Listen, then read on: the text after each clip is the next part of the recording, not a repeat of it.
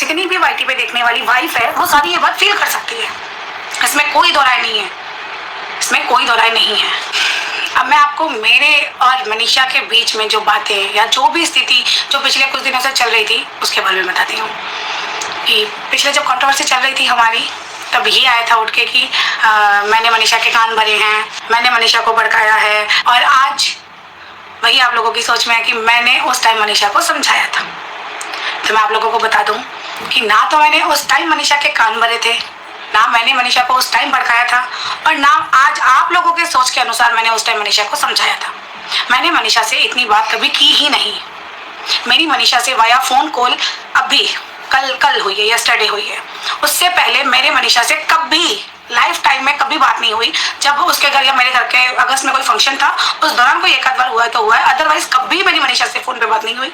और मनीषा ने जो मुझे बोला वो मेरे घर पे जब आए थे, यह तब की बात है, 25 जुलाई को। अब देखना, नेहा, सचिन, मनीषा, मैं पर्टिकुलर तीनों का नाम लेके बता रही हूँ, है ना। ये तीनों मेरे घर रुकने आए थे। पहले नेहा आई थी, फिर सचिन, मनीषा आए थे। उस दौरान मैं आपको फिर बता रही हूँ, मैंने मनीषा को कभी उसका कुछ नहीं बोला। जो भी बोला गया वो मनीषा ने मुझे बोला, ये क्लियर कट बता रही हूँ, क्योंकि उस दौरान आपने तो मुझे बोलने नहीं दिया। बट आज मैं आपको एक एक बात का धीरे धीरे, हर आपके जितने भी मेरे पे क्वेश्चन मार्क लगाए गए थे, मैं हर बात का क्लियर करूंगी मेरी तरफ से। मैं सिर्फ जो मेरे साथ बीती है, जो मुझ पे एलिगेशन लगाए गए हैं, उन चीजों का क्लियर तो देखो करना ही है मुझे आप लोगों के सामने। तो मनीषा का ना तो मैंने कभी उसको कुछ करा और ना ही मैंने उससे बात करी। जिस दौरान मनीषा मेरे घर आई थी, उस दौरान मनीषा ने मुझे मेरे घर के मंदिर में ले जाके मुझे एक बात बोली, और जो लाइन उसने मुझे बोली थी मैं as it is same to same line आपको सुना रही हूँ। मनीषा ने मुझे बोला था हाथ पकड़ के मेरा कि दीदी मुझे नहीं पसंद है नेहा दीदी मेरे हस्बैंड से बात करे, या मेरा हस्बैंड नेहा दीदी से बात करे, तो प्लीज आप नेहा दीदी को बोलो कि मेरे हस्बैंड से दूर रहे। ठीक है, मैंने उसकी बात सुनी और मुझे भी लगा यार मैं भी वाइफ हूँ, देखो मैं भी वाइफ हूँ, और मुझे भी अगर जज जाएगा ना कि मेरा पति से बात नहीं करे तो मैं भी स्ट्रिक्ट होती हूँ। और मुझे लगता है कि पूरी दुनिया में हर वाइफ को ये अधिकार है अपने पति पे, है ना।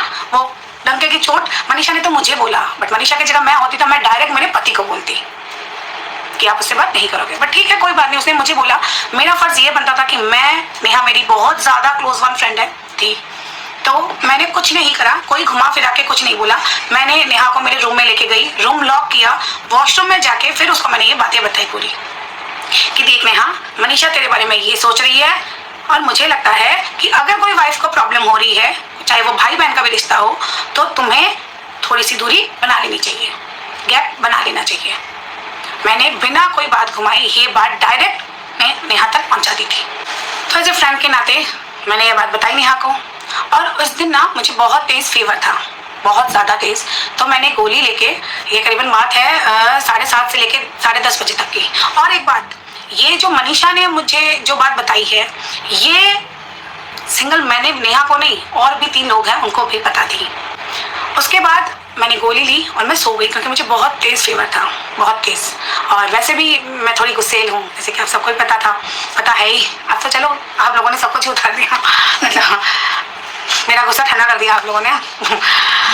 उसके बाद जब मैं रात को 3:30-4 बजे उठी, तब मैंने क्या देखा, मैंने देखा नेहा, सचिन, मनीषा, तीनों लोग एक ही थाली में खाना खा रहे हैं।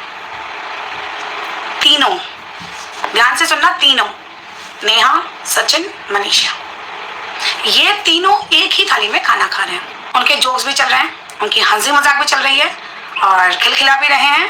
मतलब ऐसा लगा था कुछ हुआ ही नहीं। तो उन्होंने मुझे भी बुलाया था, आओ दीदी खाना खाओ। मनीषा ने मुझे भी बुलाया था कि आओ दीदी खाना खाओ, पर मैंने बोला नहीं, मुझे भूख नहीं है। और मेरा साथ क्या होता है कि मेरा फेस बता देता है, मेरा फेस एक्सप्रेशन बता देता है कि मेरा मूड क्या है। मुझे ये देख के कुछ अच्छा नहीं लगा, क्योंकि रात को जो मेरे साथ बात हुई, जो मुझे बताया गया और मैंने जो बताया, और सुबह जब मैं उठी तब ये सारी बात, उन तीनों को एक ही थाली में खाता देख मुझे बहुत अजीब लगा। मैं से देखती रह गई। बहुत कुछ चल रहा था मेरे दिमाग में, मैं देखती रही उनको।